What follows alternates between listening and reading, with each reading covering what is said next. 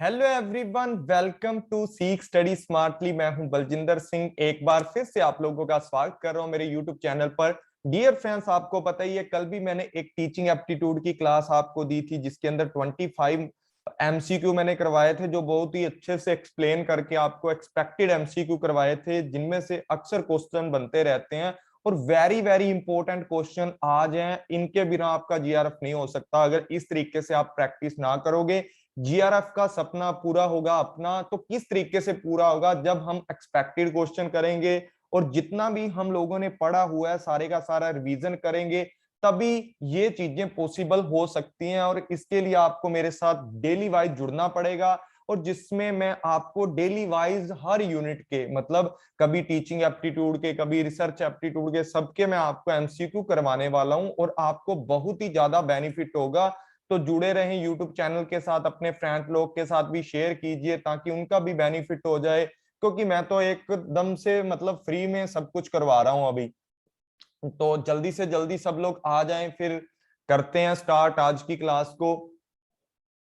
तो dear friends, जो भी नए स्टूडेंट हैं जो पहली बार इस वीडियो को देख रहे हैं, उनके लिए मैं बता देता हूँ। डियर फ्रेंड्स, मैंने 15 मई से जो हमारा 2020 दिसंबर और 21 जून वाला एग्जाम था, उसके लिए एक कोर्स स्टार्ट किया था पेपर 1 का। उसकी वीडियो अवेलेबल है, किसी भी बच्चे को चाहिए तो आप मेरे से कांटेक्ट कर सकते हो। ये मेरा नंबर है। बिल्कुल मिनिमम प्राइस पे आपको पूरे का पूरा कोर्स मिल जाएगा। तो स्टार्ट करते हैं ज्यादा टाइम ना लगाते हुए आज की क्लास को। तो देखो, फर्स्ट क्वेश्चन क्या है? Arranging the flowing teaching process in the order. Teaching की प्रोसेस क्या होती है मैंने अच्छे से करवाया हुआ है। ये जो भी लोग मेरे से पढ़े हुए हैं, और मैंने यूट्यूब चैनल पे भी डाला है। आज ही मैंने एक पार्ट से लेकर 9 नंबर पार्ट तक आपको वीडियो शेयर किए हैं। आप मेरे टेलीग्राम चैनल पर जुड़ सकते हो, डिस्क्रिप्शन में आपको लिंक मिल जाएगा, तो वहां से आपका बहुत ही ज्यादा फायदा होने वाला है। ठीक है जी। तो अरेंज करो कि किस तरीके का हमारा जो क्या होता है, टीचिंग की जो प्रोसेस होती है उसका ऑर्डर किस तरीके का होता है। देखो, सबसे पहले बात करते हैं planning what to teach, organise lesson plan, teaching in classroom, self instruction module, take assessment. ये देखो भी, सबसे पहले ये होता है या नहीं होता? मतलब इस तरीके का पहले प्लानिंग करते हैं कि क्या टीच कर रहे हैं, ऐसा देखा जाएगा या नहीं। तो उसके बाद देखते हैं नंबर 2 पे, related to the present knowledge. पहले प्रेजेंट की नॉलेज को प्रायर नॉलेज से कि बच्चे को कितना आता है कितना नहीं आता। उसके बाद रीटीचिंग, उसका इवेल्युएशन करेंगे, रीटीच करेंगे, फॉर्मुलेशन, इंस्ट्रक्शन, ऑब्जेक्टिव। तो बाद में ऑब्जेक्टिव का बनाने का क्या फायदा हुआ, जब हमारे जो मतलब मेन जो फंडा था, टीचिंग करने से पहले, रीटीचिंग करने से पहले ऑब्जेक्टिव डिसाइड करने चाहिए थे ना हम लोगों को। तो ये भी नहीं होता। तो दूसरे वाला गलत है हमारा। अच्छे तरीके से मतलब रीटीचिंग के बाद ऑब्जेक्टिव क्या ही सेट करेंगे। तो पहले ऑब्जेक्टिव सेट करके उसके बाद जो प्रेजेंटेशन मटेरियल है उनको भी देखेंगे। तो ये भी नहीं हो सकता। उसके बाद बात करते हैं, सी नंबर ऑप्शन है preparation instruction, preparation of instructional material, relate the prior knowledge है जो प्रेजेंट नॉलेज से उसको करना। उसके बाद क्या होता है, रीटीचिंग करना, उसके बाद एवेल्युएशन करना। तो एकदम से अगर देखा जाए तो इसमें भी क्या है, ऑब्जेक्टिव वगैरह नहीं दिए गए हैं। तो मतलब ऑब्जेक्टिव सेट करेंगे तभी उसके हिसाब से प्रायर नॉलेज चेक करेंगे, उसके हिसाब से इंस्ट्रक्शन बनाएंगे। तो इसमें तो ऑब्जेक्टिव दिया ही नहीं हुआ, तो ये भी हमारा गलत हो सकता है। उसके बाद बात करते हैं, डी ऑप्शन है फॉर्मुलेटिंग द इंस्ट्रक्शन ऑब्जेक्टिव, कि सबसे पहले एक ऑब्जेक्टिव को एक तरीके से आपको निर्धारित करना पड़ता है कि किस तरीके के बनाने पड़ते हैं, तैयार करने पड़ते हैं ऑब्जेक्टिव की, किस चीज के लिए हम लोगों को आगे पढ़ाना है बच्चों को। उसके बाद बात करते हैं, relate the present knowledge with the prior one, कि पुरानी नॉलेज के साथ प्रेजेंट की नॉलेज को क्या करना चाहिए, रिलेट करना चाहिए। उसके बाद क्या करना चाहिए, उसके बाद प्रेजेंट करना चाहिए मटेरियल का। उनको बताना चाहिए कि भाई ये तुमने पुराना पढ़ा था, जैसे हम लोगों ने बोल दिया ना कि 2+2 4 होते हैं, ठीक है जी, ये पुराना पढ़ा है। अगर हम लोग इसी के साथ बताएंगे 2+2+2 कितने होते हैं भाई, कि इसके अंदर 2 आते हैं, इसके अंदर भी 2 आते हैं, मतलब इसके अंदर भी 2 चीजें आती है, तो टोटल गिनेंगे तो 6 हो जाएंगे। तो इस तरीके से उनको प्रायर नॉलेज के साथ रिलेट करके नई चीजें सिखाई जाती हैं, प्रेजेंटेशन के अंदर इस तरीके की इंस्ट्रक्शन दी जाती है। उसके बाद बात करते हैं इवेल्युएशन की, उसके बाद बात करते हैं रीटीचिंग की। ठीक है, इवेल्युएट करते हैं, इवेल्युएट करके पता करते हैं कि जो भी इंस्ट्रक्शन चीजें हम लोगों ने दी है, मटेरियल डिलीवर किया है, क्या बच्चे को अच्छे से समझ आया, उनका फीडबैक लिया जाता है, अगर नहीं तो उसके बाद रीटीचिंग किया जाता है। तो लास्ट के अंदर हमेशा क्या होता है, रीटीचिंग होता है। तो पहले के अंदर हमारा रीटीचिंग वगैरह का कोई सिस्टम ही नहीं था कि बच्चे को किस तरीके से रीटीच करने, इसके अंदर यहाँ रीटीच पड़ा है। ठीक है, तो ये हमारा इसके अंदर रीटीच आया ही नहीं है, मतलब आया तो इवैल्यूएशन से पहले आना चाहिए था रीटीच, क्योंकि इवैल्यूएट करने के बाद ही पता लगेगा ना बच्चे को कितना नहीं आया, उसके बाद ही रीटीच करेंगे। तो इसके अंदर पहला है, तो पहले वाले जो तीन है ऑप्शन है, पहले वाले तीन के तीन ऑप्शन है जो हमारे गलत हैं। D option is the right option, यहाँ पर डी ऑप्शन बिल्कुल सही है, जिसके अंदर सबसे पहले निर्देशनात्मक उद्देश्यों को तैयार किया जाता है, उसके बाद जो आपकी वर्तमान की नॉलेज होती है, वर्तमान का ज्ञान होता है, उसको पहला जो आप लोगों ने भूतकाल में जो चीजें सीखी हैं उसके साथ जोड़ा जाता है। उसके बाद क्या किया जाता है, एक निर्देशनात्मक सामग्री की प्रस्तुति की जाती है, मतलब आपको नई चीजें सिखाई जाती हैं, पुरानी चीजों के साथ जोड़ के मूल्यांकन किया जाता है कि आपको आया या नहीं आया, उसके बाद रीटीच कर दिया जाता है। उसके बाद यहां पर बात करते हैं नंबर 2 क्वेश्चन की। नंबर 2 क्वेश्चन के अंदर अगर बात देखी जाए, if your student have problem relate to learning your subject then the best solution, कि अगर आपका जो स्टूडेंट है, ठीक है, स्टूडेंट है, उसको प्रॉब्लम आ रही है कि आप जो भी सब्जेक्ट की नॉलेज दे रहे हो, जो भी आप सब्जेक्ट पढ़ा रहे हो, उसको अच्छे से आ ही नहीं रहा, उसको पता ही नहीं लग रहा, तो आप कौन सा मेथड यूज करोगे, किस तरीके से उसकी प्रॉब्लम को सॉल्व करोगे। तो बेस्ट सोल्यूशन कौन सा हो सकता है, इंक्रीजिंग होमवर्क। अरे भाई उसको समझ तो पहले नहीं आ रहा, उसका ओवरलोड और बढ़ा रहे हो, तो पहला बिल्कुल गलत हो जाएगा भाई। हमेशा क्या बोलते हैं, आपने सुना होगा, जो भी टॉपर लोग होते हैं या जो भी, वो हमेशा एक, मैं भी यही हमेशा बताता होता हूं कि भाई कम कर लो, ठीक है ना, कोई चीज है कम कर लो, ज्यादा दिन में कर लो, लेकिन जो करो इतना अच्छे से करो ना, डिटेल में घुस के, कि लाइफ टाइम के अंदर वो आपको भूले ना। तो इंक्रीज वर्कलोड इंक्रीज करने से कभी भी लर्निंग नहीं होती, ना ही कोई बच्चा सीख सकता। उसके बाद बात करते हैं सुपरवाइजिंग द स्टडी, कि आप सुपरवाइज्ड करो स्टडी को, देखो उसका मतलब एक तरीके से पर्यवेक्षणित करो उसको, बार बार उसको ध्यान में दो कि ये करना है वो करना है, इससे भी कुछ नहीं होने वाला, सुपरवाइज रखने से कुछ नहीं होता। वो बोलते हैं ना, जिसको समझ ही नहीं आई, मतलब मेथड ही नहीं समझ आया, सुपरवाइजर क्या कर लेगा उसके ऊपर, तो वो भी हमारा यहाँ पर बिल्कुल नहीं आएगा। उसके बाद बात करते हैं डायग्नोस्टिक टीचिंग। डायग्नोस्टिक टीचिंग क्या होता है, डायग्नोस्टिक कल मैंने मेथड करवाया था, जिसके अंदर बच्चे की वीकनेस का पता किया जाता है, बच्चे की स्ट्रेंथ का पता किया जाता है, बच्चे का पूरा सिस्टम देखा जाता है कि बच्चे के अंदर क्या कमी है, कहाँ कमी आ रही है, क्यों नहीं बच्चा इस चीज को कैप्चर कर पा रहा। तो वहां पर जो हमारा यही होता है कि उन प्रॉब्लम को सॉल्व करने के लिए बच्चा क्यों नहीं सीख रहा, क्या प्रॉब्लम है, बच्चा क्यों नहीं कैप्चर कर पा रहा उस चीजों को, तो डायग्नोस्टिक टीचिंग करनी चाहिए एक टीचर को वहां पर।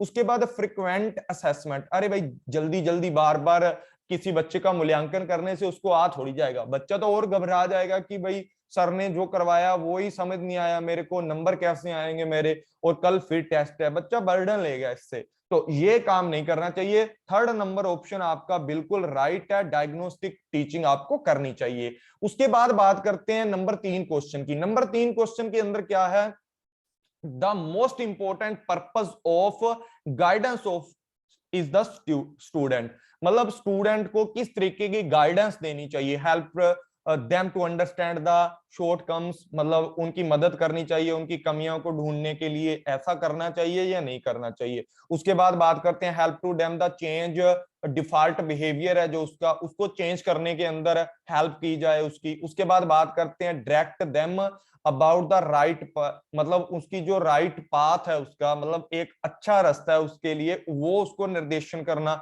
या make capable to help themselves, मतलब उसकी हेल्प करने करेंगे, सारी चीजों में दिया हुआ है कि उसकी इस तरीके से हेल्प करो, इस तरीके से हेल्प करो, और उसको अच्छा रास्ता दिखाने के लिए भी हेल्प करो, उसकी कमियां ढूंढने के लिए हेल्प करो। अरे भाई बच्चे को इतना अच्छा कर दो, इतना कैपेबल कर दो कि बच्चा खुद अपनी कमियां ढूंढ सके, खुद की मदद खुद से कर सके, अपनी हेल्प खुद से कर सके। तो D option is the right है कि स्टूडेंट को इतना कैपेबल बनाओ कि कल को आप अगर मतलब कोई भी टीचर है, मान लो उसकी बदली हो जाती है किसी कॉलेज स्कूल से, वो चला जाता है, लेकिन जो मतलब एक स्टूडेंट होता है वो उस टीचर पर कैपेबल, मतलब उस टीचर के ऊपर डिपेंड रहता है, खुद पे कैपेबल इतना योग्य नहीं है कि खुद अपनी प्रॉब्लम सॉल्व करे। तो उस टाइम पर बच्चा सोचेगा सर तो चले गए, मैं कहां से करूं। अगर वो बच्चे के मार्क्स 80% आते थे ना, वो सर पे डिपेंड था, अभी उसके मार्क्स 60 भी नहीं रह जाएंगे, क्योंकि वो खुद पे डिपेंड नहीं था।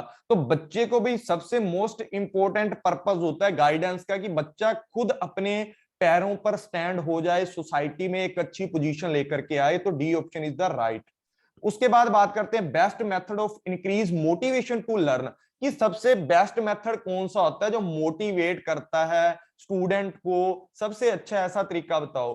तो सबसे पहले है कि punishing in the attention during the learning, उसको मतलब सजा देनी, पुनिशमेंट देनी उसको, बच्चे को, जब वो लर्निंग के अंदर ध्यान नहीं देता। अरे बच्चे को कितना पीटोगे भाई, 2 बार पीटोगे, 3 बार पीटोगे, वो बच्चा ढीठ हो जाएगा, उसके बाद काम नहीं करेगा। ठीक है, पनिशमेंट तो बिल्कुल नहीं देनी चाहिए, बच्चे को सबसे पहले प्यार से समझाना चाहिए। अगर वो बच्चा फिर भी नहीं मानता, उसको 1-2 बार करके दिखाओ, वो चीज प्यार से डील करो, समझाओ उसको, उसके बाद धीरे धीरे काम आपका बनता जाएगा। ठीक है, मतलब एक प्रॉपर तरीके से जो चीजें मतलब मारपीट से नहीं होती, वो प्यार से हो जाती हैं। तो ऐसी चीजों के लिए आपको मतलब पनिशमेंट का यूज नहीं करना चाहिए, पहला तो बिल्कुल गलत है। उसके बाद asking difficult question while teaching, मतलब जब आप टीचिंग करते हो, जब आप पढ़ाते हो, उस टाइम पर डिफिकल्ट क्वेश्चन पूछो। अरे भाई बच्चे का बेस तो अच्छा है नहीं है, ठीक है, बच्चे का बेस तो अच्छा है नहीं है, उसका बेस अच्छा करो, ये भी गलत है। उससे क्वेश्चन पूछोगे, बच्चा और डर जाएगा, मोटिवेट होने की बजाय यार मैंने पढ़ा तो था, मेरे को आ क्यों नहीं रहा, धीरे धीरे वो मोटिवेट होना बंद हो जाएगा।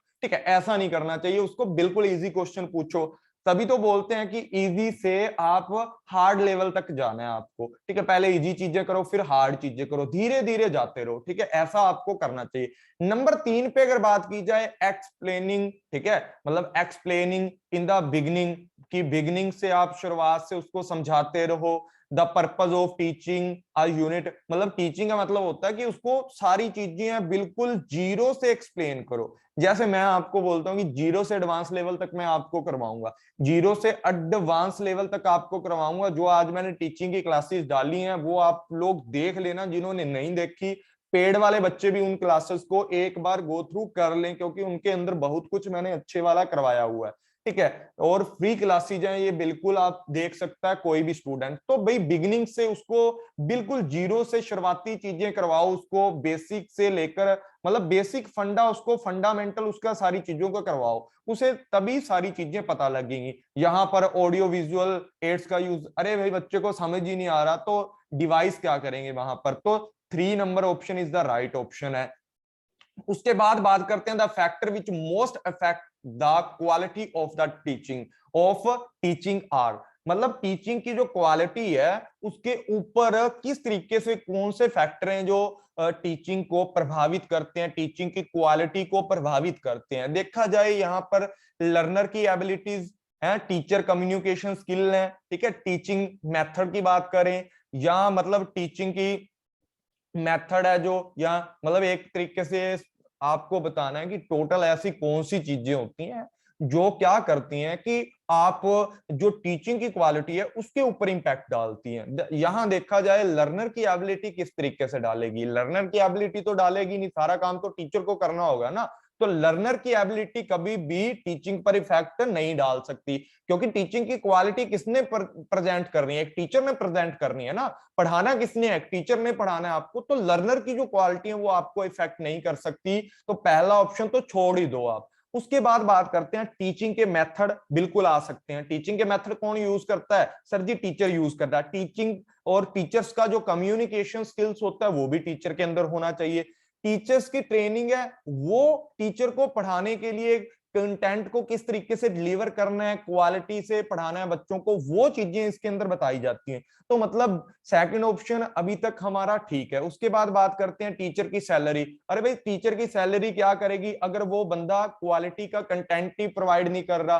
देखा होगा आपने बहुत सारे टीचर हैं जिनका कम्युनिकेशन स्किल अच्छा नहीं होता या उनकी पर्सनैलिटी भी कुछ मैटर नहीं करती, इसके अंदर क्वालिटी को बिल्कुल इफेक्ट नहीं करती, ना ही जो टीचिंग की क्वालिटी है उसको सैलरी इफेक्ट करती है, ना ही टीचिंग की पर्सनैलिटी। हाँ, ट्रेनिंग बिल्कुल करती है, इंपैक्ट डालती है, क्योंकि वहां से तो बच्चा एक टीचर पढ़ाना सीखता है बच्चों को कि किस तरीके से कंटेंट की डिलीवरी की जाएगी, ये सारी चीजें। उसके बाद यहाँ पर लर्नर की इंटेलिजेंस आ गई, विजुअल एड्स वगैरह, ये मतलब आ सकता है क्वालिटी के अंदर, जो विजुअल ऑडियो एड्स वगैरह उनसे इजीली काम हो सकता है, बर्डन कम हो सकती है, क्लासरूम का इन्वायरमेंट है वो भी इंपैक्ट डालता है। लेकिन लर्नर की इंटेलिजेंस इसके अंदर नहीं आती, क्योंकि काम तो किसने करना है, टीचर ने करना है। तो जहां पर आपको ऐसा बोला जाए कि टीचिंग की क्वालिटी है, मतलब टीचिंग की क्वालिटी है वो किस तरीके से इफेक्ट की जाती है, टीचिंग की क्वालिटी मतलब टीचर किस तरीके से रिप्रेजेंट करेगा उन चीजों को आपके सामने, तो लर्नर का तो कोई काम ही नहीं ना, लर्नर ने तो बैठ करके सुनना है, ठीक है, वो चीजें। तो यहाँ पर जो हमारा ऑप्शन नंबर है वो सेकंड ऑप्शन बिल्कुल ठीक है, जिसके अंदर तीनों की तीनों चीजें ऐसी बताई गई हैं जो एक क्वालिटी ऑफ टीचिंग को इफेक्ट करती हैं।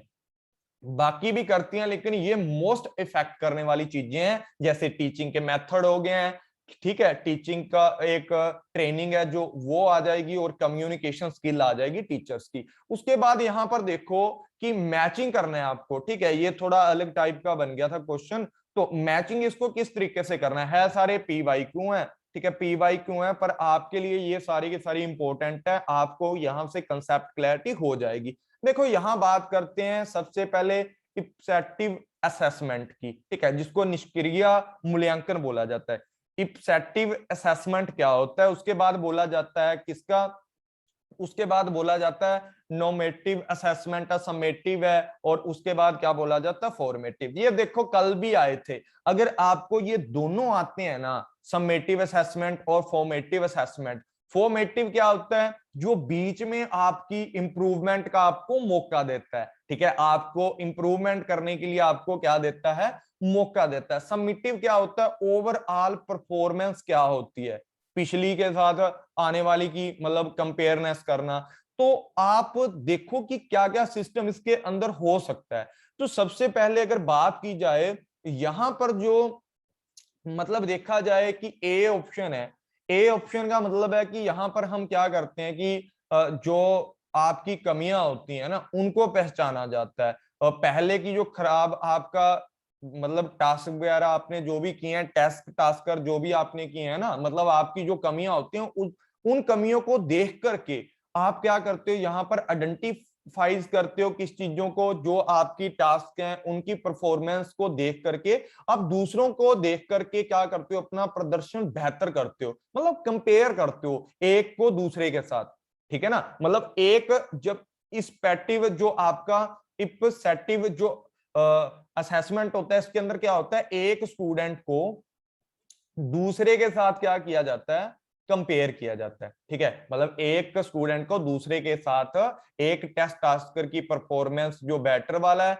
और एक अदर वाला है उसके साथ परफॉर्मेंस को कंपेयर किया जाता है, और देखा जाता है भाई कहां पर आप लोगों की क्या है, कमियां हैं, ठीक है, उनको देखा जाता है। तो ए का नंबर 3 है, ठीक है, ए का नंबर 3 है तो ये कट जाएगा आपका। और दूसरा भी देख लो, सी वाला भी देख लो, सी की अगर बात की जाए तो सी के अंदर मैंने आपको बताया ओवरऑल की बात है, help faculty recognisation where student the struggling and address problem immediately, मतलब कितना सारा का सारा सिस्टम है जो आपका इसके अंदर इंक्लूड किया जाएगा, ठीक है। उसके बाद बात करते हैं फॉर्मेटिव की। फॉर्मेटिव आपको पता है कि आपकी परफॉर्मेंस है उसको बढ़ाने के लिए आपकी हेल्प करता है, आपकी जो परफॉर्मेंस होती है, मतलब एक टास्क रख दिया जाता है, इवेल्युएट किया जाता है। इससे क्या होता है कि help student evaluate learning against the some standard. तो इसका जो ओवरऑल है देखो ये भी गलत है, ठीक है। और इसके अंदर देखा जाए तो मतलब फॉर्मेटिव के अंदर देखा जाए तो लास्ट के अंदर एक नंबर ऑप्शन है, 2 नंबर ऑप्शन है,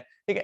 एक नंबर ऑप्शन जो आपका वो सही लग रहा है, कैसे सही लग रहा है, क्योंकि इसके अंदर एक स्टैंडर्ड फिक्स कर दिया जाता है बच्चों का कि 20 नंबर के आपके मार्क्स हैं, ठीक है, इसमें से आपने टेस्ट देना है, जैसे आपका बेसिक सा असेसमेंट चलता रहता है ना, मतलब बीच बीच में 1 वीक के अंदर, 2 वीक के अंदर मंथली आपके टेस्ट होते रहते हैं, जिनको मतलब बोलते हैं ना हमारे कच्चे पेपर हैं, वो वाले होते हैं। उसके अंदर बेंचमार्किंग वगैरह करके स्टैंडर्ड फिक्स करके आपका क्या लिया जाता है, इवेल्युएट किया जाता है, हेल्प करता है स्टूडेंट को उसकी लर्निंग को इवेल्युएट करने के लिए।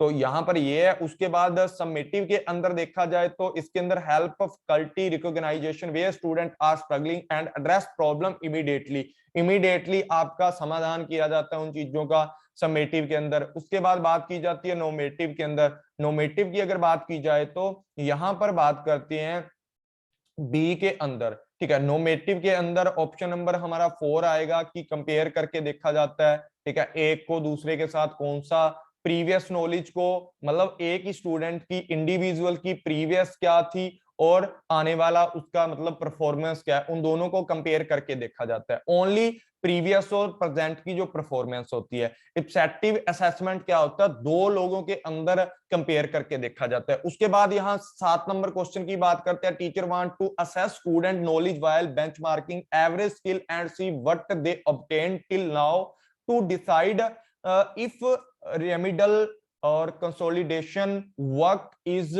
Required, which test best suitable. ऐसा टेस्ट इसमें से कौन सा सुटेबल होता है जिसके अंदर आपका एक बेंचमार्किंग मतलब लगा करके आपको देखा जाए कि उसकी स्किल्स कैसी हैं पूरी की पूरी, उनके बारे में अगर पता किया जाए तो ऐसी कौन सी चीजें हैं जो एक बेंचमार्क को सेट किया जाता है। बेंचमार्क का मतलब होता है कि एक लिमिट सेट कर देनी, ठीक है, एक टारगेट डिसाइड कर लेना। और टारगेट डिसाइड जो बच्चा करेगा, मतलब जो बच्चा टारगेट, जैसे आपका है जीआरएफ का आपका टारगेट है, तो आप क्या करोगे इसको। बहुत सारे लोगों ने तो नेट जीआरएफ अचीवर अपना नाम रखा है, किसी ने मतलब नेट अचीवर रखा हुआ है, किसी ने कुछ, मतलब अचीवर का मतलब है आपने जो बेंच मार्किंग सेट किया ना उसको अचीव करना। तो यहां से आपका निकलता है कि इंटेलिजेंसी टेस्ट है ये, मतलब कोग्निटिव के तरीके का होता है, ठीक है। प्रोग्नोस्टिक टेस्ट है ये अलग तरीके का होता है, ठीक है ना, मतलब इसके अंदर भी आपको देखा जाता है आपकी कमियां वगैरह। उसके बाद एटीट्यूड टेस्ट है, वो आपके बिहेवियर वगैरह को चेक करने के लिए।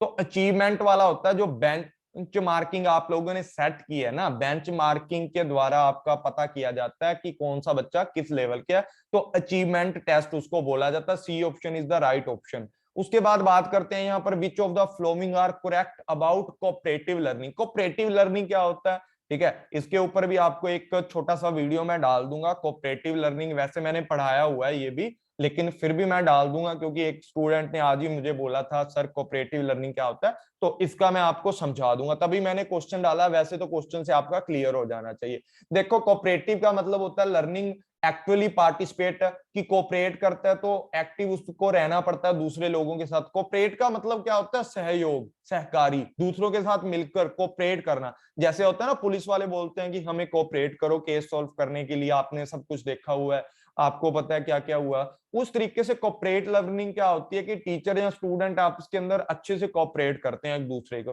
तो एक्टिव पार्टिसिपेटली रहना पड़ता है उसको, पार्टिसिपेटली मतलब आपको एक्टिवली पार्टिसिपेट रहना पड़ता है लर्नर को, बिल्कुल रहना पड़ता है। पहला ऑप्शन आपका बिल्कुल ठीक है। उसके बाद बात करते हैं project and question interest and challenge student. मतलब जो आपके प्रश्न है, जो आपके मतलब प्रोजेक्ट है, आपके लिए होने चाहिए, ठीक है, आपके लिए इंटरेस्ट पैदा करें, आपके लिए अच्छे अच्छे चैलेंज पैदा करें। जब तक बंदों के सामने चैलेंज नहीं आता ना, तो कोई भी स्टूडेंट आगे नहीं बढ़ सकता, या उसका इंटरेस्ट नहीं आता। तो इंटरेस्टेड प्रोजेक्ट और क्वेश्चन होने चाहिए जो आपके लिए चैलेंज लेके आए। तो बी ऑप्शन बिल्कुल सही है, जिसके अंदर आप दूसरों की हेल्प लोगे, कोऑपरेट करोगे, टीचर से पूछोगे, आपका भी इंटरेस्ट बनेगा। उसके बाद बात करते हैं discussing a lecture or student from different school working together over the internet or sharing assessment। यहाँ होता है कि आप क्या करो, एक साथ काम करने वाले हो, मतलब 2-4 स्कूलों के, अलग अलग स्कूलों के स्टूडेंट है, उनके साथ काम करोगे, तो इंटरनेट के ऊपर आप उनके साथ क्या कर सकते हो, एक साथ काम कर सकते हो, बातचीत कर सकते हो, लेक्चर डिस्कशन कर सकते हो, वो सारी चीजें बिल्कुल कर सकते हैं। जब बात ही कोऑपरेटिंग की आ गई है तो किसी के साथ मिलकर भी काम कर सकते हैं। उसके बाद बात करते हैं individually not accountable for their work. मतलब यहां बात की गई है कि व्यक्तिगत रूप से अपने काम के लिए जवाब देनी। अरे भाई होना पड़ेगा, जब आप दो लोग मिलकर काम कर रहे हो तो इंडिविजुअल पर्सन भी उसके लिए उतना ही मतलब जवाबदेही रहता है जितना दूसरा रहता है। ये बात आपको याद रखनी है, मतलब जितने भी लोग आपस में मिलकर कोऑपरेट कर कर काम करेंगे उतना ही वो भी बंदा रहेगा। नॉट अकाउंटेबल की बात नहीं आती, अगर अकाउंटेबल होता तो भाई बात हमारी ठीक हो जाती। तो ये आपका ऑप्शन बिल्कुल गलत है। उसके बाद बात करते हैं, ठीक है, diversity is celebrated and all जो कंट्रीब्यूशन आर द वेल, मतलब जितने भी लोगों ने आपके साथ योगदान दिए उनको इंपॉर्टेंस देनी चाहिए, बिल्कुल देनी चाहिए भी, सबका मानतान करना चाहिए। सब जिन्होंने भी आपके साथ सहयोग किया सबका नाम लो कि मेरे साथ ये था बंदा प्रोजेक्ट में, मेरे साथ ये था। तो ई ऑप्शन बिल्कुल राइट है यहाँ पर। उसके बाद एफ की बात करते हैं, student learn skill for resolving conflict when are arise, मतलब स्टूडेंट ऐसी चीजों को भी सीखे जब वो कोऑपरेटिव लर्निंग करता है कि दूसरों के साथ अगर उसका कोई भी मतलब छोटी मोटी कॉन्फ्लिक्ट हो जाती है उसको भी खुद ही सॉल्व कर ले, टीचर के पास ना जाए, तो ये कोऑपरेटिव लर्निंग के अंदर होता है। उसके बाद member draw upon the past experience and knowledge, यहां पर मेंबर अपनी पास्ट नॉलेज और एक्सपीरियंस का यूज करके नई नई चीजों को क्या कर लेते हैं, मतलब निकाल लेते हैं, अपनी नॉलेज को एक्सप्लोर कर लेते हैं सब लोग मिल करके। तो ये ऑप्शन सही है, डी ऑप्शन गलत है, पहले में डी आया गलत है, उसके बाद इसके अंदर बाकी के नहीं आए हुए, सी ऑप्शन बिल्कुल राइट है वो भी नहीं आया हुआ, जी ऑप्शन एफ ऑप्शन है इसके अंदर, ई ऑप्शन इसके अंदर नहीं है। उसके बाद बात करते हैं कि इसके अंदर हाँ इसके अंदर डी ऑप्शन नहीं है, तो C option is the right है, सातवें का तीसरा ऑप्शन बिल्कुल C option is the right option, C answer is the right answer.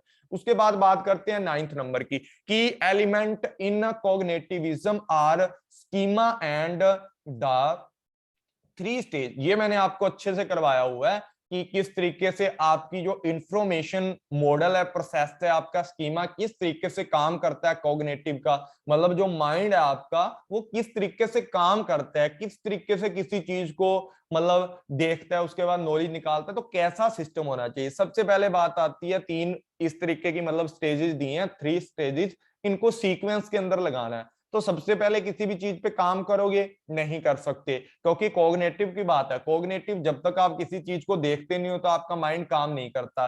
तो मतलब सबसे पहले सेंसरी मेमोरी है जो आपकी काम करेगी, मतलब आप अपनी सेंसेस को यूज करोगे, जो आपकी 5 सेंसेस होती हैं, आंख कान नाक हाथ, इनका यूज करोगे, जीभ का यूज करोगे, टेस्ट देखोगे किसी भी चीज का, उनसे यूज करोगे। सबसे पहले अगर देखा जाए यहाँ पर किस चीज का यूज किया जाता है सर जी, यहां पर यूज किया जाता है सेंसिस मेथड का, मतलब सेंसिस का यूज किया जाता है, सेंसरी मेमोरी का यूज किया जाता है। उसके बाद किसका यूज किया जाता है यहाँ पर, उसके बाद बात की जाती है उस चीज के ऊपर वर्क करती है हमारी मेमोरी, क्या करती है, वर्किंग मेमोरी फिर काम करती है। किसी चीज को देखोगे कि भाई ये देखो आपको दिख रहा है पीछे ये जो लोगो है वो ब्लू कलर का है, देखोगे ब्लू कलर का लोगो है, उसके बाद धीरे धीरे देखोगे भाई इसके पीछे सीख स्टडी स्मार्टली 3S का मतलब नाम वगैरह लिखा हुआ है आपको, ठीक है, धीरे धीरे आप देखोगे पढ़ोगे, ठीक है। उसके बाद जैसे आपकी सेंसेस ने देखा कि ये ब्लू कलर के हैंड वगैरह, उसके बाद आपका थोड़ा दिमाग और मेमोरी वगैरह आपकी काम करेगी, मेमोरी काम करेगी कि भाई ये एक बुक बनी है, बुक में से 3 हाथ निकल रहे हैं, ठीक है, 3 हैंड निकल रहे हैं, तो मतलब इसका मतलब 3S मतलब सीख स्टडी स्मार्टली, मैंने अच्छे से इसका सोच करके रखा था नाम भी। तो पहले आपकी सेंसरी मेथड यूज होती है, इसको देखोगे, उसके बाद इसके ऊपर थोड़ा काम करोगे, उसके बाद लॉन्ग टर्म के लिए वो रिटेन करके रखोगे अपनी मेमोरी के अंदर। तो यहां से जो पहला 3 नंबर पहले आएगा, उसके बाद 1 नंबर है, उसके बाद 2 नंबर है, तो यहां से देखो ये नहीं हो सकता, ये तो 3 नंबर आपका आंसर बिल्कुल ठीक है, 3 नंबर आपका आंसर बिल्कुल ठीक है। उसके बाद बात करते हैं 10th नंबर क्वेश्चन की, मैचिंग करनी है आपको, मैंने पीछे आपको समझाया है किसका, कोऑपरेटिव लर्निंग का भी समझा दिया, केस स्टडी के बारे में आपको बिल्कुल पता है, मैंने बहुत अच्छे से सारे के सारे जो टीचिंग के मेथड हैं आपको बिल्कुल अच्छे से करवा रखे हैं, और कोलाबरेटिव लर्निंग क्या होता है तो देख लेते हैं। यहां पर देखते हैं कि कोलाबरेटिव लर्निंग क्या होती है। कोलाबरेटिव क्या होता है, दो लोग जब आपस में मिलकर काम करते हैं। देखो कोऑपरेटिव का मतलब ये होता है कि आप एक दूसरे की हेल्प करते हो टास्क को कंप्लीट करने के लिए, एक स्पेसिफिक टास्क होता है ना, एक टास्क होता है, ठीक है, जब तक ये टास्क खत्म नहीं होता तो आप एक दूसरे को कोलाबरेट करते हो, ठीक है, आप एक दूसरे को कोऑपरेट करते हो। जैसे पुलिस केस है उसके अंदर बोलते हैं ना आप हमें कोऑपरेट कर दीजिए थोड़े दिन, तो जितने पुलिस का टास्क होता है मतलब जितना लंबा केस चलता है तब तक उन लोगों को क्या करना पड़ता है, कोऑपरेटिव रहना पड़ता है, उनके साथ कोऑपरेटिव करना पड़ता है। तो यहां पर अगर देखा जाए तो कोलाबरेटिव का मतलब अलग होता है, दो लोग मिलकर काम करते हैं, दो लोग मिलकर काम करते हैं, student work together in small group. हाँ बिल्कुल, कोऑपरेटिव का मतलब होता है दो या दो से लोग मिलकर जब काम करने लग जाते हैं, स्टडी करने लग जाते हैं और एक स्ट्रक्चर टास्क के साथ काम करते हैं, तो वो हमारा किसके अंदर आता है सर जी? वो आता है कोलाबरेट। कोऑपरेटिव लर्निंग के अंदर क्या आता है? कोऑपरेटिव लर्निंग के अंदर आता है कि जब आप एक ही टास्क को देखो वर्क टुगेदर करते हो, लेकिन तब तक सोल्व अ प्रॉब्लम और कंप्लीट अ टास्क, एक टास्क को कंप्लीट होने तक तब तक आप वर्क करते हो। किसके अंदर करते हो सर जी? कोऑपरेटिव के अंदर। जब तक केस खत्म ना हो जाए तब तक आपको कोऑपरेट करना होता है। डेमोस्ट्रेशन क्या होता है? डेमोस्ट्रेशन के अंदर क्या होता है कि आप किसी भी चीज को करके दिखाते हो, आपको पता है, या केस स्टडी ढूंढ लो, पहले तो यही ढूंढ लो आपका, ठीक है, कोऑपरेटिव का डी है, ठीक है, उसके बाद जो हमारा कोलाबरेट का डी है और कोऑपरेटिव का था सी था। दो मिल गए कि एक नंबर के ऊपर डी है, तो ये पड़ा आपका दूसरे नंबर पे सी, तो बिल्कुल A answer is the right है। उसके बाद देखा जाए डेमोन्स्ट्रेशन का ए आ जाएगा कि रिच मतलब इनरेटिव इन द इंडिविजुअल और ग्रुप मस्ट टू डिसीजन और सॉल्व ए प्रॉब्लम, उसके अंदर भी सॉल्व किया जाता है। केस स्टडी का मतलब क्या होता है? Show the class how is science project work. तो इसके अंदर थोड़ा सा मुझे लगता है कि ऊपर नीचे हो गया कि डेमोस्ट्रेशन है वो बी आएगी, डेमोस्ट्रेशन बी आनी चाहिए, क्योंकि इसके अंदर क्या होता है कि डेमोस्ट्रेशन के अंदर क्लास किस तरीके से काम करती है। रिच नरेटिव मतलब individual must decision to solve a problem, तो केस स्टडी करते हैं उस चीज के लिए। ये आप ठीक कर लेना एक बार, ठीक है, ये आप ठीक कर लेना आप इसको। तो टेंथ का मेरे हिसाब से ये ऑप्शन ही गलत लग रहा है, ठीक है, ये ऑप्शन ही गलत लग रहा है। उसके बाद यहां दोबारा कर लेते हैं टेंथ नंबर को, यहां पर बात करते हैं टेंथ नंबर क्वेश्चन की। टेंथ नंबर क्वेश्चन के अंदर क्या है? कोलाबरेट लर्निंग और कोऑपरेटिव लर्निंग और डेमोस्ट्रेशन की बात करते हैं, उसके बाद केस स्टडी की बात करते हैं। तो यहां पर देखा जाए किसका सर जी? देखा जाए तो कोलाबरेट लर्निंग क्या होती है? कोलाबरेट का मतलब होता है दो लोग काम करते हैं एक टास्क को पूरा करने के लिए। कोलाबरेट का मतलब होता है दो लोग मिलकर काम करते हैं एक टास्क को कंप्लीट करने के लिए। मतलब एक आप टास्क रखते हो, दो या दो से स्टूडेंट उस चीज को मिलकर के एक ग्रुप के अंदर पूरा करते हैं। तो मतलब जब तक टास्क कंप्लीट नहीं होता आपका काम है वो चलता रहता है। किसके अंदर आएगा सर जी? ये आएगा आपका group of student work together to solve a problem. Problem को सॉल्व करने के लिए वो कोलाबरेट करके एक दूसरे से लर्न करते हैं और कंप्लीट करते हैं एक टास्क को। कोऑपरेटिव का मतलब क्या होता है? कोऑपरेटिव का भी मतलब क्या होता है? एक स्ट्रक्चर टास्क होता है, जैसे पुलिस केस होता है उसके अंदर आप एक दूसरे की हेल्प करते हो पुलिस के अंदर, मतलब एक स्ट्रक्चर चीजें स्टूडेंट, उसी तरीके से क्या होता है? Student work together in small group on the structure task. यहां पर क्या होता है? जो कोलाबरेटिव लर्निंग होती है उसके अंदर दो या दो से ज्यादा लोग स्टूडेंट है ग्रुप बना करके एक प्रॉब्लम को सॉल्व करते हैं लर्निंग के अंदर। लेकिन कोऑपरेटिव का मतलब क्या होता है कि दो या दो से ज्यादा स्टूडेंट मिलकर के एक स्ट्रक्चर टास्क होता है उसको कंप्लीट करने की कोशिश करते हैं। उसके बाद बात करते हैं डेमोस्ट्रेशन की। डेमोस्ट्रेशन क्या होता है जी? डेमोस्ट्रेशन क्या होता है? लाइव चीजें दिखाई जाती हैं। जब क्या होता है कि show the classroom how to science, मतलब साइंस के प्रोजेक्ट किस तरीके से वर्क करते हैं, मैग्नीशियम किस तरीके से जलकर मतलब इतनी ज्यादा रोशनी देती है, डेमो करके दिखा दो। मैग्नीशियम का तार है उसको जला करके दिखा दो। उसी तरीके और भी बहुत सारे वर्क हैं कि किस तरीके से मतलब जो आपके वो नहीं आते थे लाल लिप्टम, पता नहीं वो पेपर सा होता है उसको डालते हैं किसी चीज में, पानी में लाल हो जाता है, मतलब इस तरीके से है जो नमकीन पानी में डालोगे फिर ग्रीन हो जाएगा, इस तरीके का वो साइंस वर्क चलते रहते हैं। केस स्टडी क्या होता है कि आपको हेल्प करती है। रिच आपका क्या होता है? नरेटिव होता है, मतलब आपके पास एक तरीके का बहुत सारा मटेरियल होता है आपके पास। क्या करते हैं? इंडिविजुअल और ग्रुप मस्ट टेक, उसको अपनी प्रॉब्लम सॉल्व करने के लिए उस चीज को यूज करता है। तो B answer is the right answer. B answer आपका बिल्कुल राइट आंसर है यहां पर। उसके बाद बात करते हैं अकॉर्डिंग टू वाइगोट्स्की का, मैंने आपको कॉग्निटिव डेवलपमेंट का पढ़ाया था, ठीक है, वो किस चीज के ऊपर क्या करता है? वाइगोट्स्की का कॉग्निटिव जो डेवलपमेंट है वो किस चीज के ऊपर उसकी थ्योरी है, वो क्या करती है? डिपेंड है, ठीक है। इन्वायरमेंटल प्रेशर के अंदर, मेंटल मेच्योरिटी के अंदर है, सोशल इंटरेक्शन के अंदर है, जेनेटिक्स के अंदर है। तो देखो कौन से के अंदर है, आप पॉज करके इसका आंसर आप दे सकते हो। देखो वाइगोट्स्की है, उसने अपने आसपास में रहने वाले जो समाज के इंटरेक्शन से होने वाली चीजें है ना, वो सारी की सारी चीजों के ऊपर बात की थी। वाई गॉड स्काई ये मैंने बहुत ही अच्छे से पेड क्लासेस के अंदर करवाया है, तो आपको नजर मारती ही आपको आंसर आना चाहिए। तो C answer is the right. ऐसे क्वेश्चन आपसे पूछ लिए जाते हैं फाइनल एग्जाम के अंदर।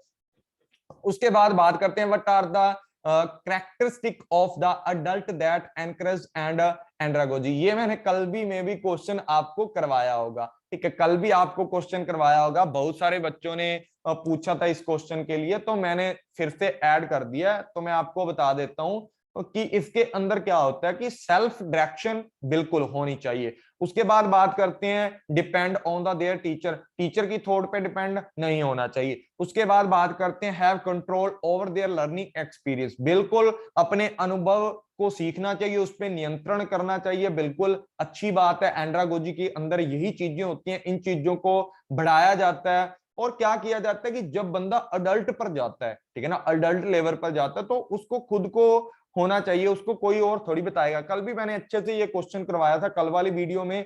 कल वाले भी 25 क्वेश्चन है जो भाई एमसीक्यू है, सब लोग कर लेना, बहुत ही इंपॉर्टेंट है। और आज वाले भी 35 हैं, ये भी बहुत ही ज्यादा इंपॉर्टेंट है। इसके बाद एक वीडियो और आएगी आपकी 50 की, ठीक है ना, मतलब थोड़े थोड़े बढ़ाता जाऊंगा मैं। 50 की वीडियो भी आपको मिलने वाली है, या 65 क्वेश्चन की। तो उन सारे क्वेश्चंस को आप धीरे धीरे करते रहना, इससे ही आपके जितने भी टीचिंग आप लोगों ने पढ़ा है आपका सारा का सारा रिवाइज होगा। जहां पर आपको प्रॉब्लम आती है वो आप देख लेना। तो पहला सही था, दूसरा गलत था, तीसरा सही है, चौथा रिस्पॉन्सिबल फॉर ऑन लर्निंग, अपने सीखने का खुद जिम्मेवार होना चाहिए बिल्कुल, क्योंकि एंड्रागोजी में अडल्ट लर्नर है, उसको खुद की समझदारी पता होनी चाहिए ना। उसके बाद बात करते हैं most motive the external factor, बिल्कुल जरूरत नहीं पड़ती भाई। जब एंड्रागोजिकल के अंदर आ जाता है तो वहां पर तो बंदे को इंटरनल मोटिवेट होना चाहिए, बाहर की क्या जरूरत है। ये थोड़ी बोलेगा आपको कॉलेज लेवल पे एक टीचर की बेटा चॉकलेट दूंगा कल काम करके आइयो, ऐसा नहीं होता, ठीक है। तो फिफ्थ नंबर बिल्कुल गलत है, अवॉइड करना चाहिए जो आपकी फेलियर है बार बार, उनसे बचना चाहिए आपको, ठीक है ना। ऐसी कॉन्सिक्वेंस से आपको बचना चाहिए ना जो आपकी बार बार फेलियर आपको दिवाती है, आपको मतलब ऐसी चीजें छोड़ देनी चाहिए। तो ए ऑप्शन बिल्कुल राइट है, जिसके अंदर पहला सही है, तीसरा सही है, चौथा सही है, पांचवा भी गलत है, छठा भी गलत है, और यहां पर एक दूसरा भी गलत है। उसके बाद बात करते हैं 13 नंबर के ऊपर। 13 number which of the following basic characteristic are true. Basic characteristic यहां पर आपसे पूछी गई है, कौन सी यहां पर बेसिक कैरेक्टरिस्टिक क्या है टीचिंग की, जो क्या है बिल्कुल ही मूलभूत है और सत्य है, ठीक है। यहां पर देखा जाए the primary goal of teaching is impart knowledge and monitor change to behaviour, बिल्कुल सही बात की है भाई, बिल्कुल, कि सबसे जो प्राइमरी गोल होता है ना बच्चे का, वो बिहेवियर को चेंज करना है, उसको मॉनिटर करना है, बिल्कुल राइट है यहां पर ये ऑप्शन आपका।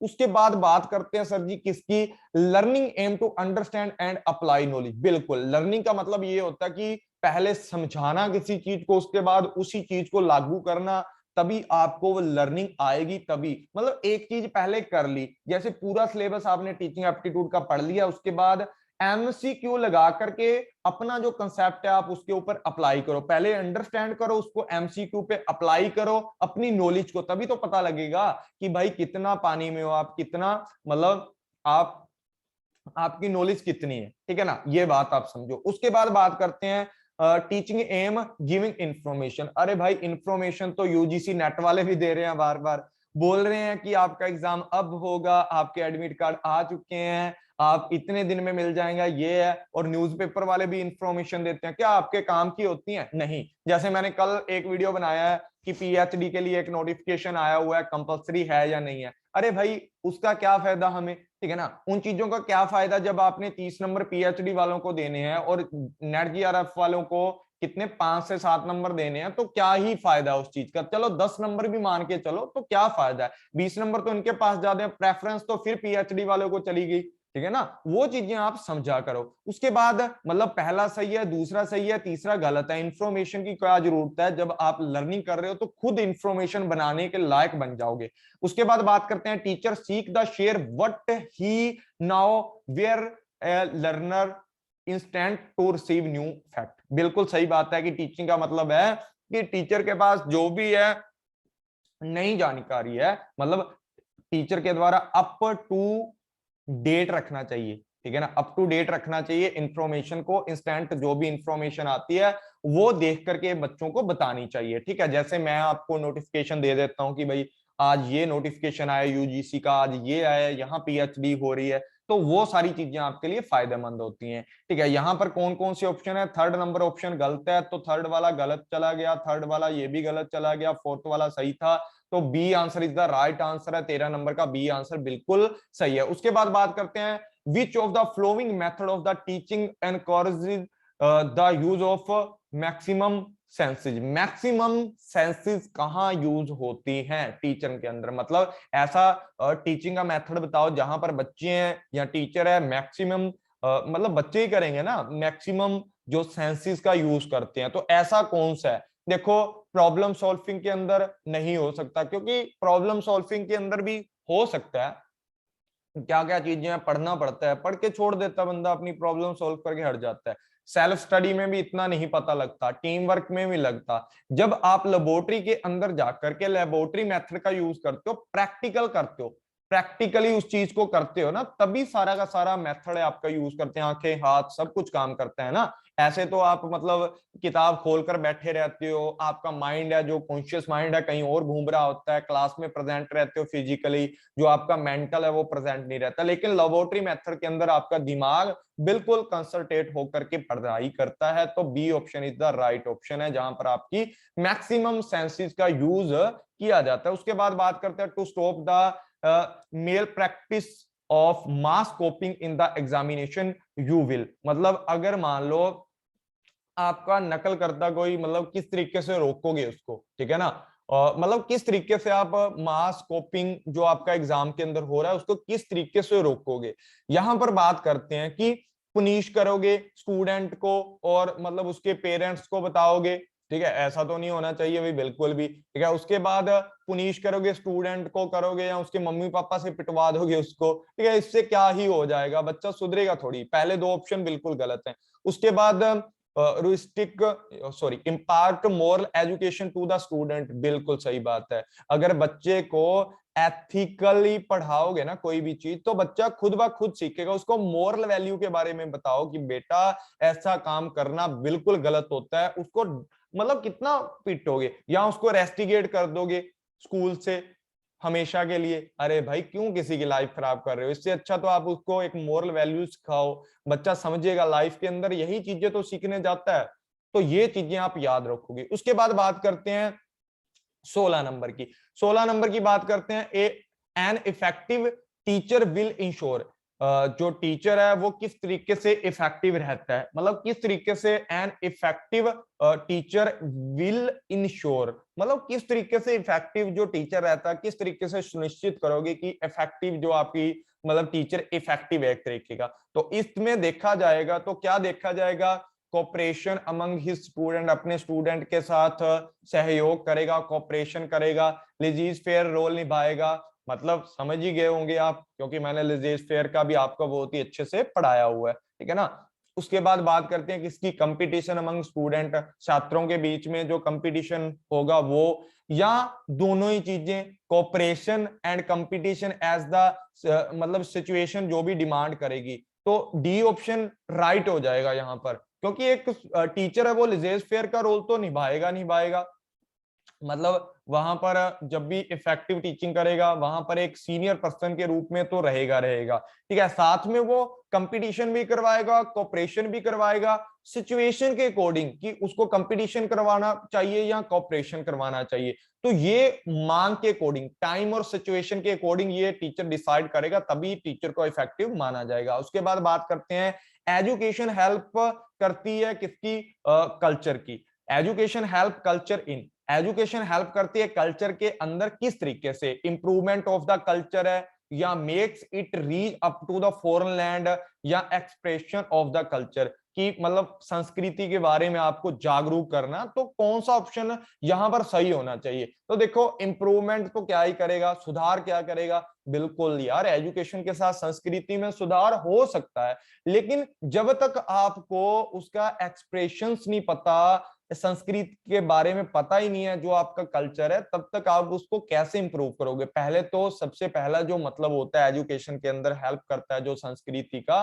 वो क्या होता है कि संस्कृति की अभिव्यक्ति को समझना, ठीक है ना, संस्कृति के जो एक्सप्रेशंस हैं उनको समझना, उसके बाद उसके अंदर इंप्रूवमेंट पॉसिबल होता है। और फॉरेन का तो क्या ही करना है, अपने से तो अपना ही कल्चर अच्छे से नहीं संभाला जाता।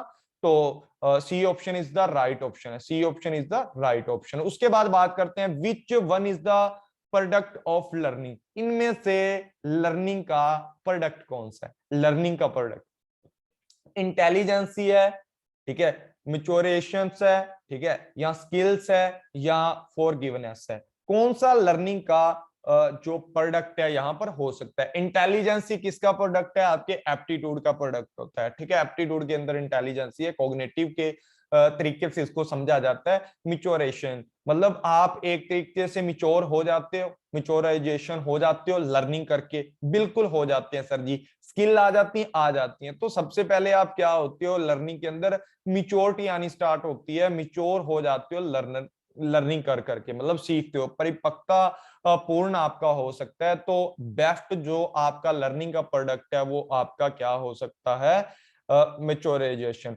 लेकिन देखा जाए तो यहाँ पर आपकी स्किल है, लर्निंग का मतलब स्किल भी है, ठीक है ना। मेच्योरिटी तो हो सकती है, इंटेलिजेंसी भी बढ़ सकती है, लेकिन जो स्किल है वो ज्यादा डेवलप होती है। वो क्या होती है, लर्निंग का मतलब क्या होता है कि आपके बिहेवियर में चेंज करना। जब लर्निंग के अंदर आपका बिहेवियर चेंज होगा, आपका कौशल विकास होगा, तो मतलब आपको क्यों पढ़ाया जाता है, क्योंकि आपका बिहेवियर स्किल है, उसको चेंज किया जाए। तो यहाँ पर स्किल है वो बिल्कुल राइट है, वो मेच्योरिटी आपके अंदर आने लग जाती है उसके बाद, या क्षमा फॉरगिवनेस, इसका तो कोई मतलब नहीं बनता। C option is the right option है, C option is the right option, C option यहाँ पर आपका राइट है। उसके बाद बात करते हैं teaching is not thought of as the process of, teaching क्या नहीं सोचती, इनमें से किन चीजों को टीचिंग के अंदर शामिल नहीं किया जा सकता।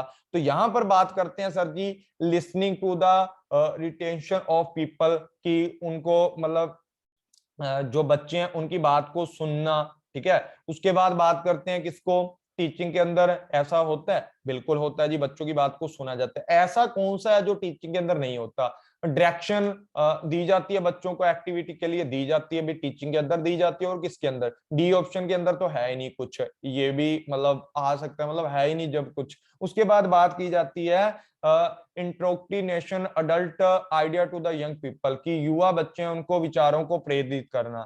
ये चीजें हमारी प्रोसेस के अंदर आती हैं, थॉट्स के रूप में आती हैं या नहीं आती। मतलब C option is the right option. यहाँ पर इंडोक्ट्रिनेशन जो आपको पढ़ाया था मैंने, इंडोक्ट्रिनेटिंग जो अडल्ट लर्नर की है वो नहीं करनी चाहिए, क्योंकि वो गलत तरीके से इम्पैक्ट डालती है, क्योंकि जो इंडोक्ट्रिनेशन होती है वो नेगेटिव चीजों के लिए यूज की जाती है। तो टीचिंग के अंदर ये जो सी ऑप्शन है वो नहीं होना चाहिए टीचिंग की प्रोसेस के अंदर। उसके बाद बात करते हैं यहाँ पर an example of scientific knowledge, an example of scientific knowledge. Scientific knowledge का एग्जाम्पल देखा जाए क्या है यहाँ पर, सोशल जो आपके ट्रेडिशन एंड कस्टम है वो चीजें होती हैं साइंटिफिक के एग्जाम्पल, या क्या होती हैं अथॉरिटी ऑफ द जो आपके प्रोपेंट और ग्रेट मैन है उनके लिए, मतलब जो आपके पैगंबर है, महापुरुष हैं, उनकी जो अथॉरिटी है वो चीजें साइंटिफिक नॉलेज बताती हैं, या हमारा जो सोशल ट्रेडिशन कस्टम है ये बताती हैं, या आपका क्या बताता है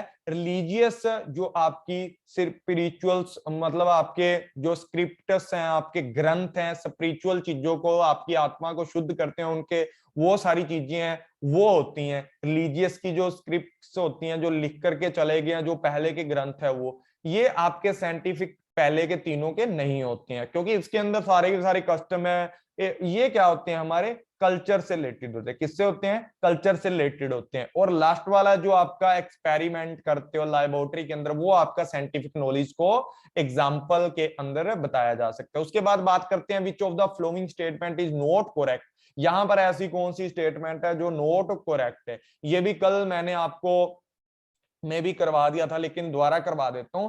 lecture method can develop reasoning, lecture method के द्वारा रीजनिंग को डेवलप किया जा सकता है या नहीं किया जा सकता? Lecture method can develop knowledge, आपकी नॉलेज को डेवलप करता है, बिल्कुल नॉलेज तो मिलती है, बिल्कुल मिलती है, ये आपका सही है। उसके बाद बात करते हैं लेक्चर मेथड है वन वे प्रोसेस होती है, क्योंकि आपका टीचर जब आपको लेक्चर देता है तो बीच में आपको बोलने की इजाजत नहीं होती, लास्ट में आप पूछ सकते हो, लेकिन वैसे लेक्चर का मतलब वन वे ही होता है, आपको लेक्चर दे करके चला जाता है बंदा।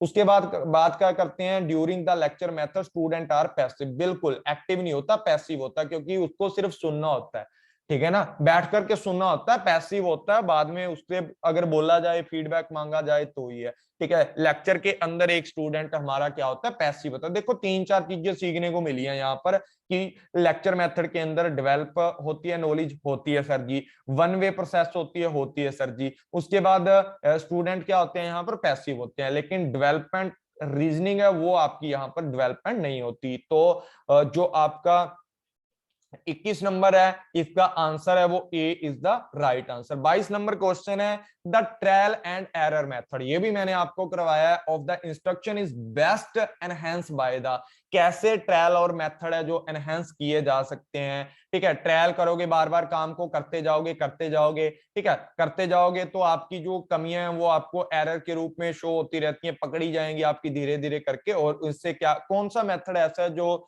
मतलब करना चाहिए आपको, रोल प्लेइंग मेथड है, नहीं होता, रोल प्लेइंग में तो किसी का रोल प्ले करना पड़ता है आपको, प्रोग्रामिंग इंस्ट्रक्शन है इसके अंदर नहीं होती, ठीक है, इसके अंदर तो आप खुद काम करते हो। ऑडियो विजुअल लेसन होता है, ये भी कोई मतलब ऑडियो विजुअल का तो मतलब ही नहीं मिलता ट्रायल एरर के अंदर, इंडिपेंडेंट स्टडी करते हो, बार बार करके देखते हो जब, और आपको ट्रायल करते जाते हो, आपके एरर आपको पता लगते जाते हैं। तो इंस्ट्रक्शन करता है एनहेंसिंग, किससे होता है, इंडिपेंडेंट जब आप करते हो, तभी तो मैं बोलता हूँ खुद से एमसीक्यू लगा के देखा करो, खुद से एमसीक्यू लगाओगे तो आपको ज्यादा पता लगेगा कि आपकी वीकनेस कहाँ है, आपकी स्ट्रेंथ कहाँ है। उसके बाद बात करते हैं 23 नंबर की, an ideal situation in a classroom would we where, कौन सी ऐसी जगह मतलब क्लासरूम के अंदर ऐसी स्थिति कौन सी है जो आइडियल हो सकती है। तो यहां पर बात करते हैं कि एक टीचर है जो फुली प्रिपेयर्ड होता है डिलीवर करने के लिए, मतलब ये होती है एक मतलब जो व्याख्यान है वो पूरी तरह से तैयार होकर के आता है, आइडियल आदर्श के लिए जो चीजें यूज की जाती हैं। उसके बाद बात करते हैं student come fully prepare and discussion subject each other in the teacher presence, मतलब आपस में एक दूसरे के साथ चर्चा करें उसके बारे में। उसके बाद बात करते हैं teacher and student discussion the subject, subject के बारे में चर्चा करते रहे। यहाँ क्या होता है, देखो ये भी लेक्चर के बारे में बताया, ये भी फुली ईच अदर के बारे में बताया, इसके अंदर भी टीचर है स्टूडेंट की बात की गई। उसके बाद बात करते हैं यहाँ पर देखो दूसरा और तीसरा बिल्कुल सेम से ऑप्शन है, तो मतलब दूसरा और तीसरा सेम से है, मतलब ये अगर आएंगे तो इकट्ठे आएंगे, तो मतलब दूसरा ऑप्शन है ही नहीं है इसमें, और तीसरा ऑप्शन भी नहीं है इसमें, मतलब ना ही दूसरा है, तीसरा है, तो इन दोनों में तीसरा तीसरा है, तो दूसरा भी आना चाहिए था, तो मतलब गलत है, पहले दोनों गलत हैं, दूसरा अकेला भी नहीं आ सकता, तो बचा कौन सा सर जी, चौथा ऑप्शन आपका बचा, the teacher use audio and visual add while the lecture, कि आप अगर सिचुएशन को एक आइडियल तरीके से बनाना चाहते हो, अच्छी अट्रैक्टिव बनाना चाहते हो, तो आपको ऑडियो विजुअल एड्स का यूज करना चाहिए लेक्चरिंग के टाइम पर। तो D option is the right option है 23 नंबर क्वेश्चन का, ओनली 4 आपका बिल्कुल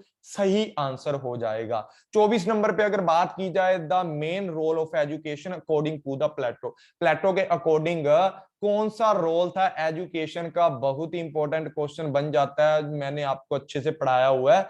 तो यहां देखा जाए तो डेवलप द पावर ऑफ, जो आपकी कंटेम्पलेशंस हैं उनके मतलब आपका चिंतन करने का जो आपका मेमोरी है उसकी पावर को डेवलप करना, मतलब आपका जो कॉग्निटिव माइंड है उसको डेवलप करना, ठीक है। उसके बाद स्ट्रेंथ द स्टेटस, मतलब आपके जो स्ट्रेंथ है उसका स्टेटस क्या है, ठीक है, उसका स्टेटस क्या है, आपकी स्ट्रेंथ का, आप कहां तक पहुंच चुके हो, कहां तक नहीं पहुंचे, वो चीज का।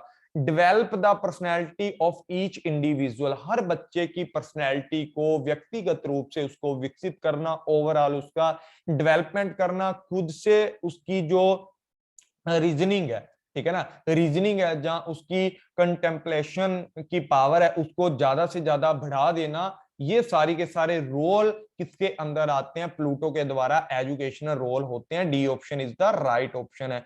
तो यहां पर आपका जो डी ऑप्शन है वो बिल्कुल सही हो जाता है।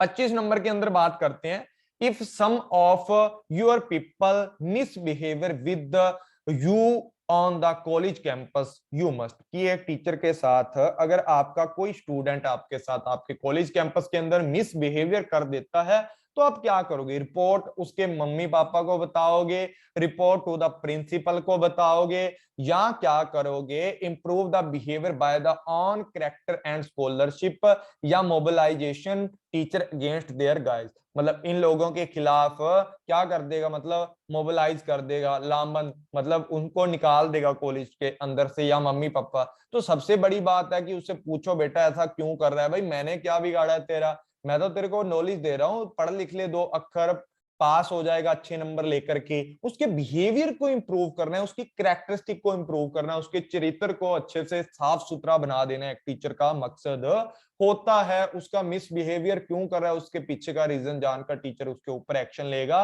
और उसको समझाएगा। उसके बाद बात करते हैं arrange the flowing teaching process, teaching के प्रोसेस को बताओ। यहाँ पर मैंने पीछे पढ़ाया आपको टीचिंग की प्रोसेस किस तरीके से होती है, तो ऐसा समझ लो कि लास्ट के अंदर आपकी रीटीचिंग आती है। तो थर्ड लास्ट के अंदर क्या आती है, आपकी रीटीचिंग आती है। और क्या होता है कि उससे पहले आता है आपका इवेल्युएशन। ठीक है, इस चीज से आपको मतलब टीचिंग की प्रोसेस आप सोल्व कर सकते हो। पहले पे फॉर्मुलेशन आएगा, ठीक है, फॉर्मुलेशन ऑब्जेक्टिव है, वो कर लो। पीछे मैंने बिल्कुल सेम क्वेश्चन आपको करवाया है। तो लास्ट के अंदर ऐसा देखो कि रीटीचिंग किसके अंदर आ रहा है, यहां देखो, देखो तीसरे नंबर वाला ये कट गए, मतलब पहले वाले तीनों ऑप्शन आपके कट चुके हैं। थर्ड नंबर यहां आ रहा है, उसके बाद क्या आ रहा है, इवेल्युएशन ऊपर वाला। बिल्कुल सर जी, बिल्कुल राइट ऑप्शन आपका पहला ऑब्जेक्टिव वाला हो जाएगा, दूसरा आपका प्रायर नॉलेज के साथ है, तीसरा आप क्या करोगे, इंस्ट्रक्शन मटेरियल प्रेजेंट करोगे, चौथा आपका क्या हो जाएगा इसके अंदर, मतलब आप इवेल्युएट करोगे फिर रीटीच करोगे। तो आपका डी ऑप्शन बिल्कुल राइट है, यहाँ पर डी आपका बिल्कुल राइट आंसर है। उसके बाद 27 नंबर क्वेश्चन की बात की जाए, in order to develop rapport with your people you should, मतलब अपने विद्यार्थियों के साथ आप एक अच्छे संबंध को किस तरीके से डेवलप कर सकते हो, अगर आप चाहते हो तो किस तरीके से करोगे। यहां पर बिहेवियर को समझना, डेमोक्रेटिक वे, मतलब लोकतांत्रिक उन्हें बोलने का मौका देना बच्चों को, उनको गाइड करना है टू कम्युनिकेशन एबिलिटी, उनको जो आपकी कम्युनिकेटिव एबिलिटी है उनका यूज करना, सभी चीजों का यूज करके आप क्या कर सकते हो, एक स्टूडेंट के साथ एक अच्छा रिलेशन स्टैब्लिश कर सकते हो, किसी भी बंदे के साथ कर सकते हो अगर ये तीनों चीजें आप यूज करोगे तो।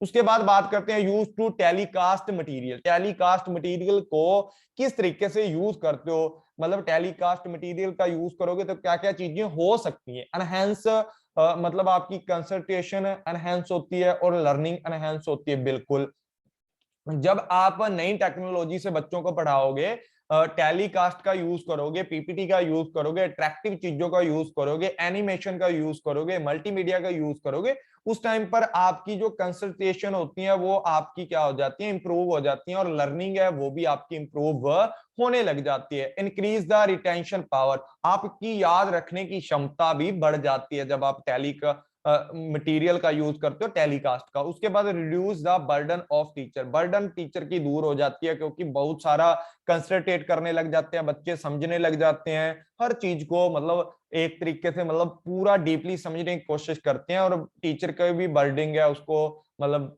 ज्यादा बुक्स वगैरह नहीं ढूंढनी पड़ती है, एक तरीके से जो भी मटेरियल बना लिया उससे ही उसको समझाता था। D option is the right option, D option, तीनों ऑप्शन इसके अंदर आते हैं टेलीकास्ट मटेरियल के अंदर। 29 नंबर क्वेश्चन की अगर बात की जाए, the main function of education psychological is to provide prospective teacher with, मतलब क्या है कि जो आप लोग मनोवैज्ञानिक शिक्षा देते हो उसका मुख्य जो लक्ष्य होता है, उसका मुख्य जो फंक्शन होता है वो क्या होता है। 29 नंबर क्वेश्चन की अगर बात की जाए तो इसके अंदर क्या होता है, rule of thumb to deal with the everyday classroom situation, भाई हर रोज की क्लास के अंदर आप उनको हैंडल करोगे, हर रोज की क्लास को हैंडल करने के लिए जो नियम वगैरह बनाओगे, साइकोलॉजिकल प्रूव पर्सपेक्टिव इसलिए यूज किया जाता है एजुकेशनल को, या insight to the various aspect of the modern education है कि आधुनिक जो आपकी एजुकेशन है, भाई आधुनिक एजुकेशन का तो यूज करते ही हैं, हर चीज में करते हैं,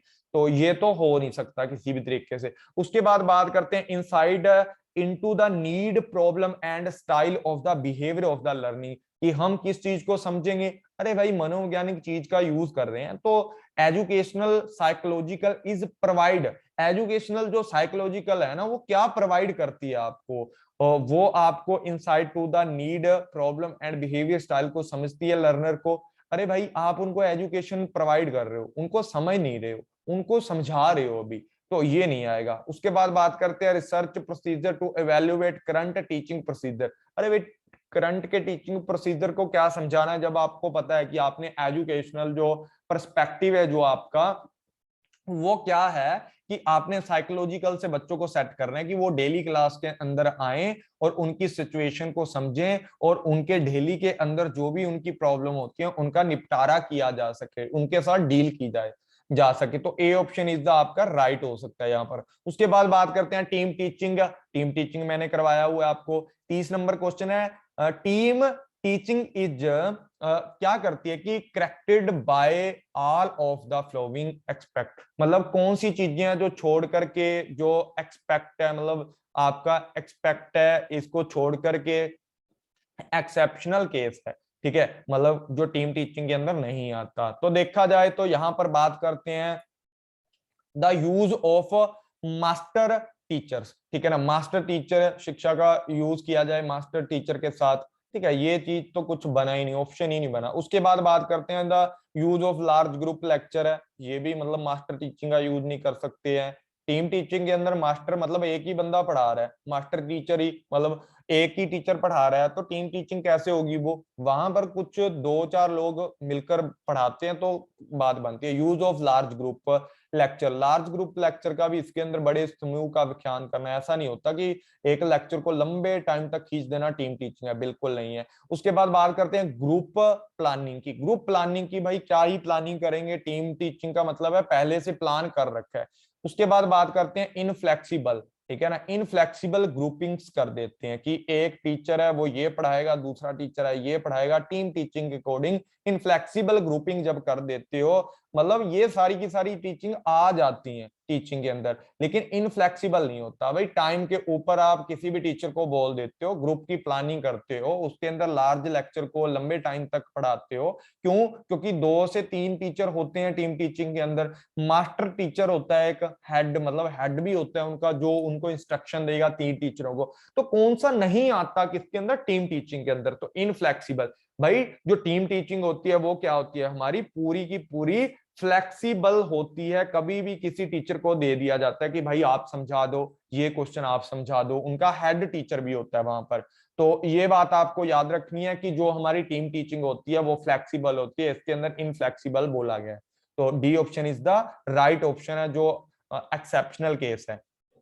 उसके बाद देखो ये कल वाला आपका क्वेश्चन है कि मूक स्टैंड किस तरीके से करता है। मैंने आपको कल बोला था ना मैसिव ओपन ऑनलाइन कोर्स जिसको बोला जाता है, सबको पता होगी, तो B answer is the right answer है किसका, 31 नंबर क्वेश्चन का। उसके बाद बात करते हैं 32 नंबर की। 32 नंबर के अंदर है कि Swayam Prabha is the programme aim to the following principle of education policy, की जो स्वयं है, स्वयं प्रभा है या स्वयं वाले हैं, स्वयं वाले क्या करते हैं, किस तरीके से एम होते हैं उनके प्रिंसिपल, जो एजुकेशनल प्रिंसिपल है किस तरीके से चलते हैं।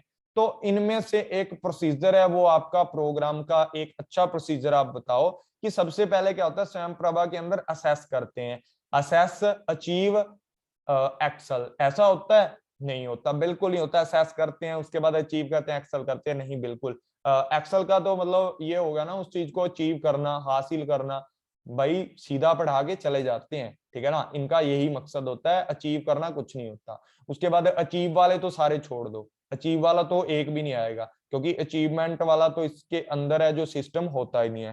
तो सी में तो अचीव है, पहला भी छोड़ दिया अचीव वाला, दूसरा भी छोड़ दिया, तीसरा भी।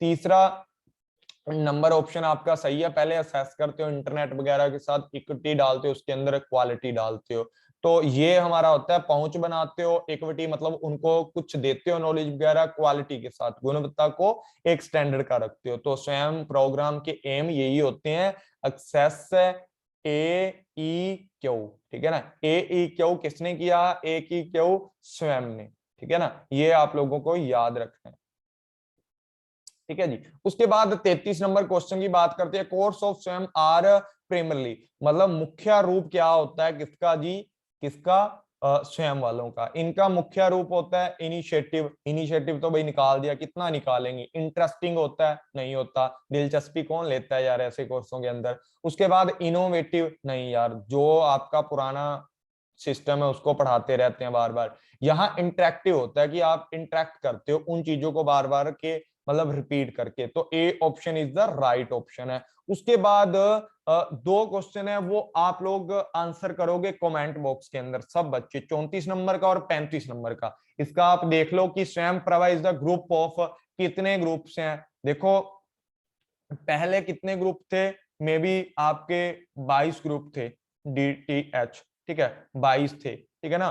कितने थे आपके स्वयं प्रभा के ग्रुप, कितने थे, कितने ग्रुप्स का चैनल है स्वयं प्रभा वाला। इसका आप लोगों ने क्या करना है, आप लोगों ने क्या करना है, कमेंट के अंदर आप लोगों ने आंसर करना है, कमेंट बॉक्स में आप लोगों ने आंसर करना है, ठीक है।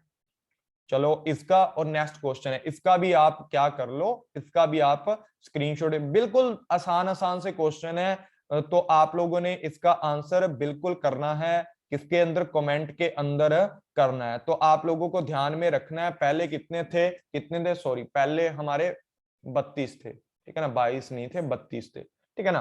तो 32 थे, तो अब कितने हो गए हैं ये बढ़ करके आपको बताने हैं कि 34 हुए हैं या 64 हुए हैं, ठीक है। आप लोग इसका आंसर है जो आप लोगों ने कमेंट बॉक्स के अंदर बताना है, बिल्कुल ठीक है जी। कमेंट बॉक्स के अंदर आप बता देना तो सही रहेगा आप सबके लिए, मुझे भी पता लगे कौन कौन बच्चा क्लास को अटेंड करता है। लाइक शेयर कमेंट जरूर किया करो। Thank you all friends. और 35 नंबर का है कि स्वयं प्रभा यूज किया जाता है, कौन सी सैटेलाइट का यूज करती है स्वयं प्रभा। ये क्वेश्चन भी बहुत बार आपका एग्जाम के अंदर आया हुआ है, प्लीज इन क्वेश्चनों को आप एक बार कर लेना। और दूसरी बात यह है कि आपको इसकी आंसर की है जो, वो कल आपको मिल जाएगी विद PDF मेरे टेलीग्राम चैनल के ऊपर। तो thank you all friends, take care, bye bye, मिलते हैं नेक्स्ट क्लास के अंदर। आज 2 क्लासेस आपकी कॉमर्स की भी आने वाली हैं, तो टेक केयर, बाय बाय।